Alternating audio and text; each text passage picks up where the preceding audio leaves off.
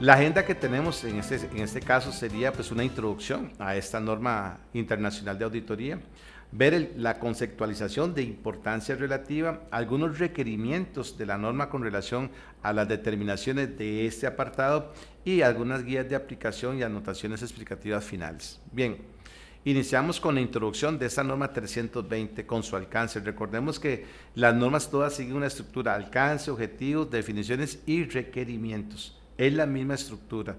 Recordemos que las NIPS y las NIPS tienen una estructura de objetivo, alcance, definiciones, criterios de reconocimiento, medición, presentación, revelación, y todas son iguales. Las NIAS igual, siguen una estructura: alcance, objetivo, definiciones y requerimientos. Entonces, ¿cuál es el alcance de esta norma? Trata sobre la responsabilidad que nosotros como auditores tenemos que aplicar y conocer en el concepto de importancia relativa a la hora de planificar y ejecutar una auditoría de estados financieros de propósito general. ¿Cuál es el objetivo? Es aplicar el concepto de importancia relativa de manera tal o de una manera adecuada en la planificación de la ejecución de la auditoría. Aplicar esta conceptualización. Entonces tengo que conocer qué es materialidad, porque dice que el objetivo es aplicar este concepto de importancia en la realización de manera adecuada a la hora que yo estoy planificando una ejecución de auditoría. Entonces, ¿cuál es la definición? Se refiere a cifras determinadas por el auditor. Nosotros vamos a determinar algunas cifras en los diferentes elementos de los estados financieros por debajo de un nivel o niveles de importancia relativa, y que vamos a establecer para determinar tipos de transacciones, saldos contables o información a revelar. Vea que también está la parte no solamente cuantitativa, sino cualitativa, la información a revelar. Importancia relativa, entonces, los errores incluyendo las omisiones que se consideran materiales, si individualmente o en conjunto se espera que sean razonables para influir en las decisiones económicas de los usuarios que toman sobre la base de los estados financieros. Es, son omisiones, representaciones que nosotros pues dejamos de incorporar en los estados financieros y que estos van a impactar directamente en la razonabilidad de las cifras y que van a influir en las decisiones económicas que toman los usuarios. Omisiones o representaciones erróneas, ¿ya?, que se van a considerar entonces. En este caso, los criterios sobre materialidad se hacen en función de las circunstancias que los rodean: el modelo de negocios, el sector económico, político, institucional, organizacional. Hay varios factores que inciden en este tema de poder determinar la materialidad, y se ven afectados por el tamaño, la naturaleza del error y la combinación de ambas cosas.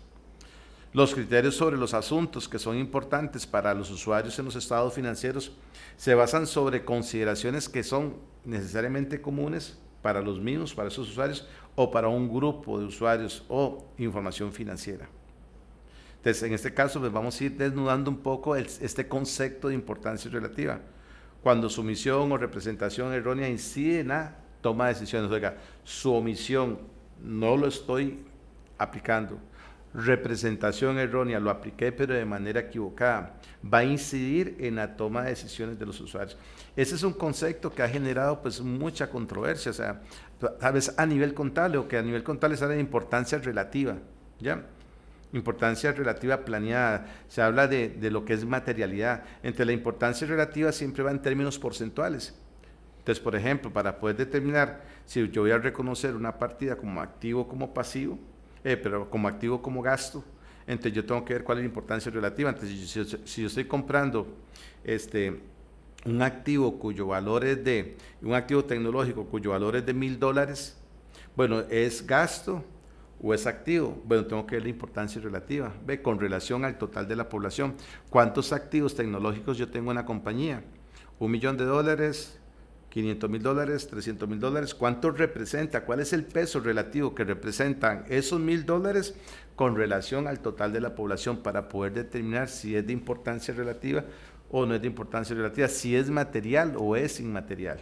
Bien, el autor asume que los usuarios, vea que él lo asume, está escrito en la norma, tienen un conocimiento razonable sobre la actividad económica, saben de eso, saben del negocio, comprenden los estados financieros que están preparados y auditados a niveles de materialidad e importancia relativa, que ellos van a entender que esos estados financieros que yo estoy auditando y que voy a presentar y que la administración va a presentar, porque yo solo expreso una opinión, están presentados por niveles de materialidad y de importancia relativa, materialidad e importancia, ¿verdad?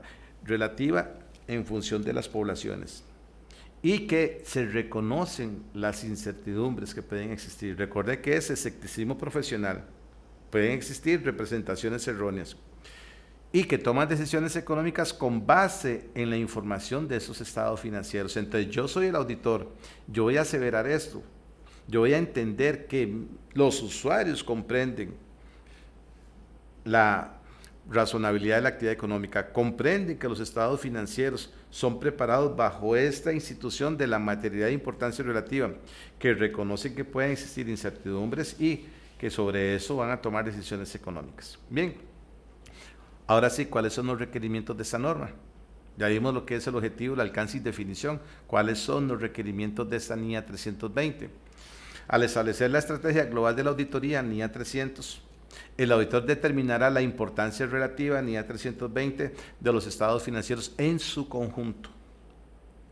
Si existe algún tipo determinado de transacciones, saldos contables, información a revelar.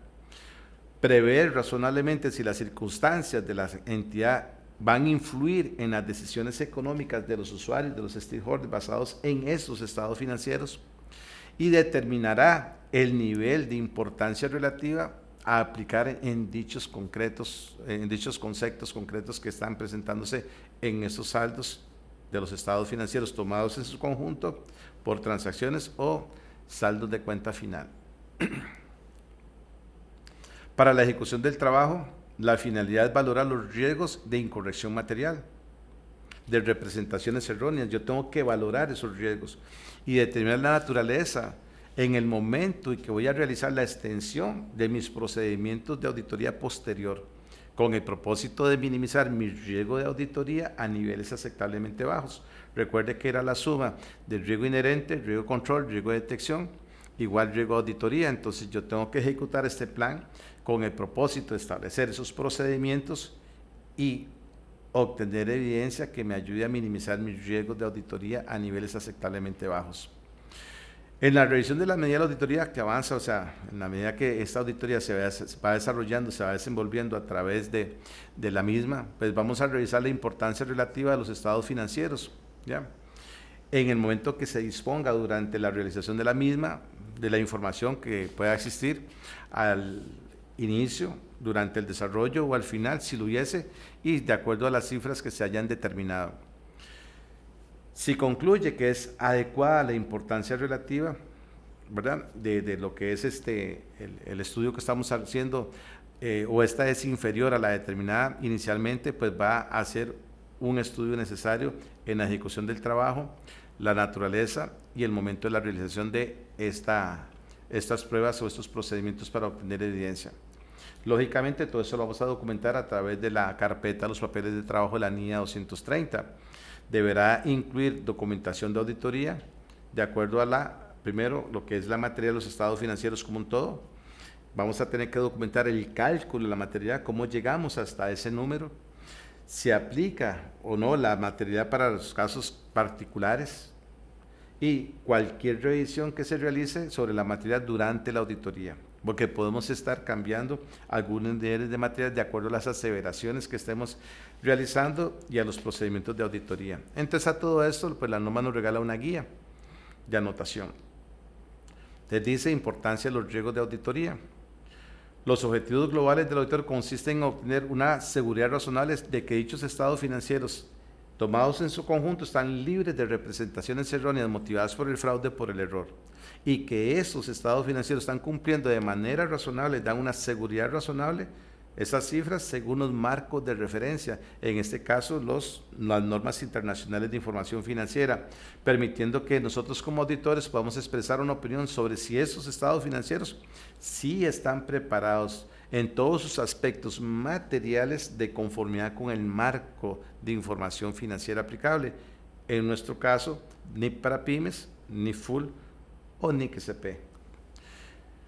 Nosotros vamos a dar una certeza, una seguridad razonable, no absoluta, ya lo vimos en normas anteriores. Nosotros vamos a alcanzar una seguridad mediante la obtención de la evidencia. La evidencia lo vimos en la primera norma 230, papeles de trabajo, ahí vamos a documentar la evidencia obtenida, suficiente, competente y pertinente, para reducir nuestro riesgo de auditoría a niveles aceptablemente bajos y así poder expresar una opinión sin dificultad que sea apropiada.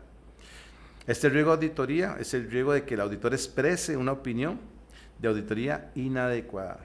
Si yo no tengo la evidencia suficiente sobre representaciones erróneas motivadas por el fraude, por el error, y me puede conducir a dar una opinión inapropiada, es porque yo hice una mala planificación.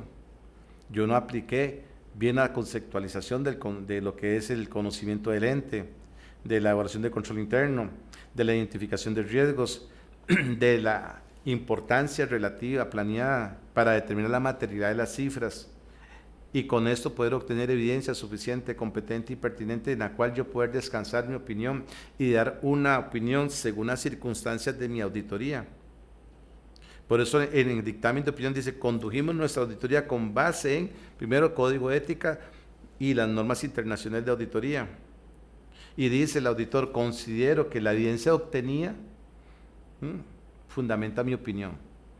Oiga lo que dice, después de que redactamos todo ese informe, dice, considero que la evidencia de auditoría obtenida es suficiente para fundamentar mi opinión. Entonces, el usuario, el lector de los estados financieros va a estar tranquilo de lo que yo estoy expresando. Entonces, por eso tenemos que tener mucho cuidado de no expresar una opinión inapropiada. Por eso vamos a ver la importancia relativa y el riesgo de auditoría. Eso se deben de considerar especialmente cuando identifiquemos un riesgo de error material. Determinemos naturaleza, tiempo y extensión de los procedimientos y evaluemos el efecto de los errores no contabilizados, de acuerdo a las aseveraciones. Existen dos vertientes para poder determinar la materialidad, las cuantitativas y las cualitativas. Para esto vamos a evaluar y vamos a obtener matrices del riesgo inherente, del riesgo de control. Vamos a montar matrices de 3x3 o de 5x5. Vamos a ponderarlas con el propósito de tener un umbral, el propósito de obtener un indicador para poder determinar materialidad, importancia relativa y error tolerable. El auditor en este caso va a obtener información a través de los estados financieros. ¿Cómo hacemos? Y esa es una pregunta que hacen muchos estudiantes. Bueno, profesor, ¿cómo es que se obtiene ese porcentaje del 1 al 5% sobre el elemento, sobre las utilidades, sobre el activo, sobre el pasivo, sobre el patrimonio? Entonces aquí viene, dice, selección del porcentaje en la materialidad cuantitativa.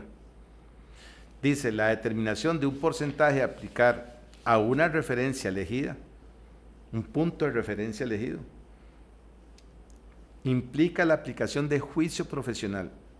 Es usted como auditor, es el conocimiento que usted tiene, la experiencia que usted tiene en el campo, la experiencia que tiene en ese sector, la competencia profesional suya que obtuvo a través del tiempo, el conocimiento que usted tiene de los marcos de referencia, técnicos y jurídicos, que usted va a determinar esos porcentajes. No obstante, el auditor puede aplicar y elegir porcentajes según los siguientes criterios. Esos criterios están en la 320. Entonces, primero le dice, busque su juicio profesional. Allánese ahí, beba de esa fuente, de su juicio profesional, que se obtiene con el tiempo. Yo no soy el mismo auditor de hace 35 años, yo tengo 35 años de carrera. Al inicio pues era un adolescente de criterio, hoy podría tener un criterio más maduro después de 35 años. Ha pasado mucha agua por debajo del puente ya, entonces tengo un criterio más maduro, pero también me tengo que allanar a los criterios, un juicio más maduro, perdón, y me tengo que allanar a los criterios que nos da la NIA 320.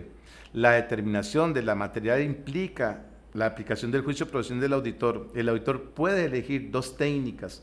La primera es seleccionar un punto de referencia, un benchmark, que es un punto de referencia, un indicador. Y la segunda es determinar el porcentaje de la medida razonable, bajo el criterio suyo. Entonces, aquí tenemos un punto de referencia. y tenemos el porcentaje de la medida razonable. Entonces tenemos como punto de referencia, tenemos utilidades antes de impuestos. El porcentaje de la medida razonable va del 5 al 10%. Utilidades normales antes de impuestos. El porcentaje de medida razonable va del 5 al 10%. Ventas totales, el porcentaje va de 0.5 a un 1%. Activos totales de 0.5 a un 1%.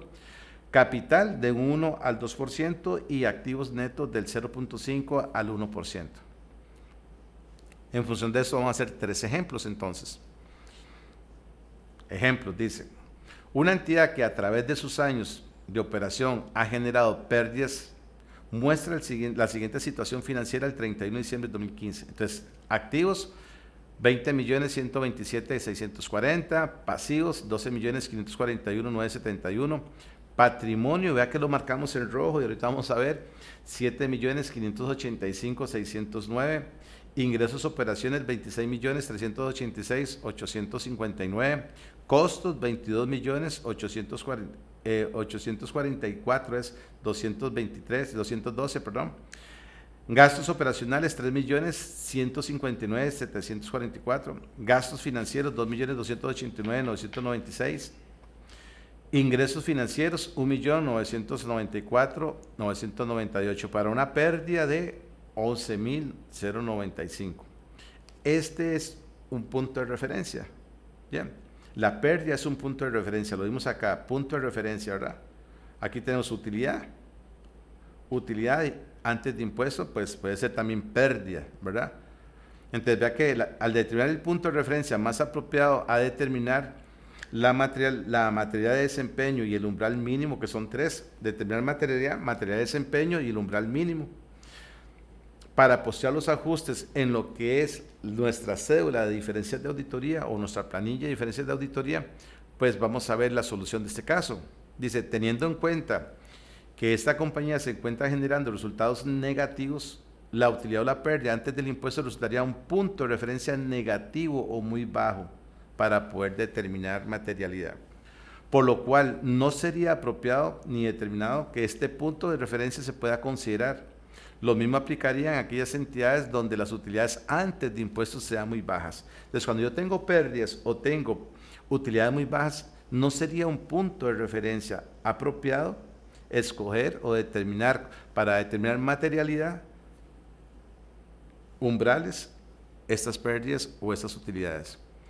En este caso, fundamental que estamos viendo, el punto de referencia que a juicio profesional del auditor hemos determinado es el patrimonio.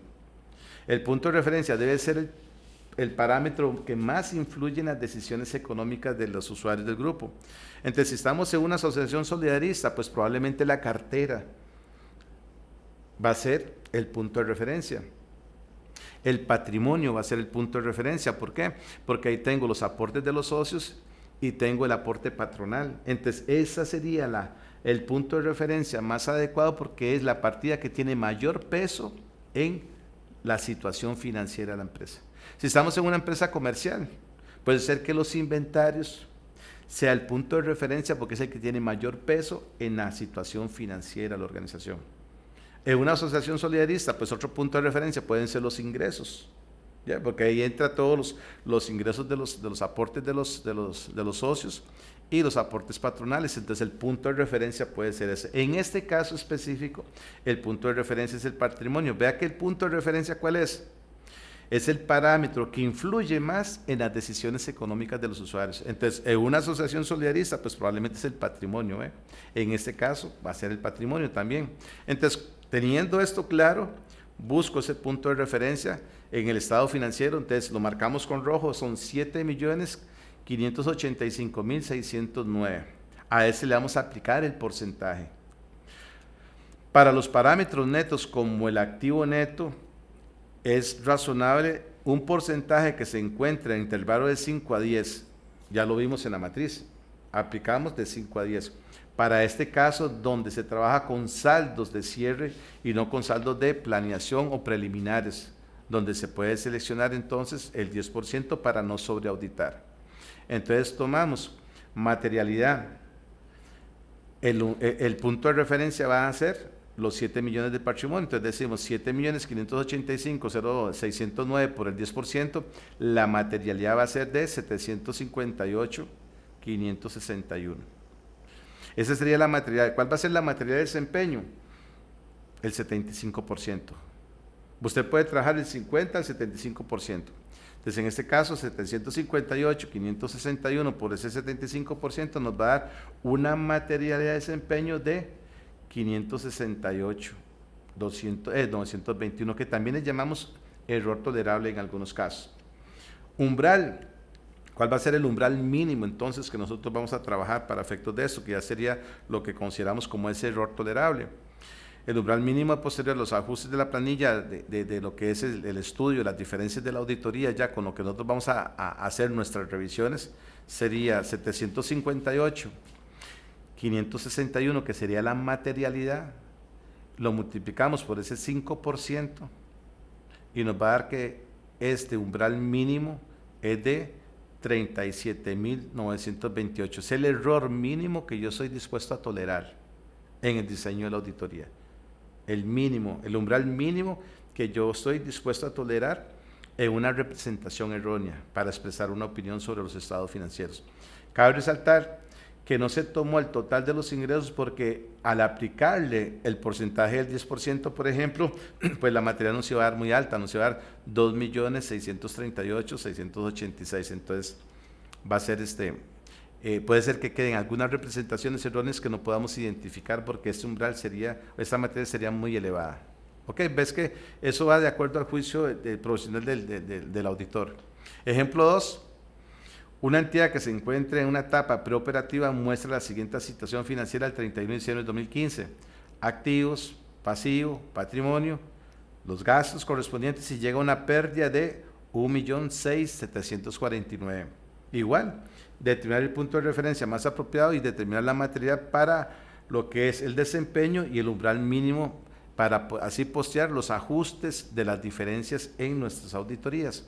En este caso, teniendo en cuenta que la compañía se encuentra en una fase inicial preoperativa, en el cual no han devengado ingresos ni utilidades importantes, el total de los activos es el punto de referencia. Entonces voy a tomar ese total de los activos porque es una entidad que está en fase preoperativa. Entonces yo tomo como umbral el total de los activos. Entonces ese total de los activos sería 5.530.222.